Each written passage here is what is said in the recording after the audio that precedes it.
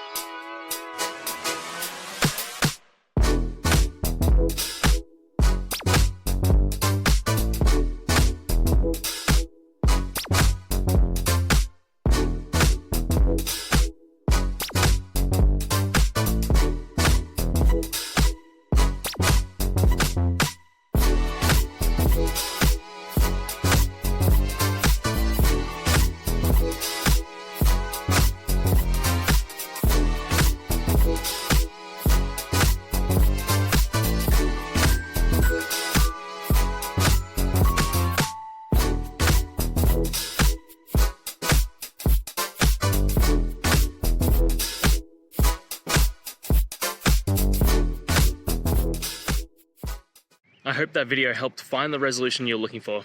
If it did, guys, I'd appreciate it if you could hit subscribe. Until the next time that you need more technical help, I hope you have a good one. Cheers.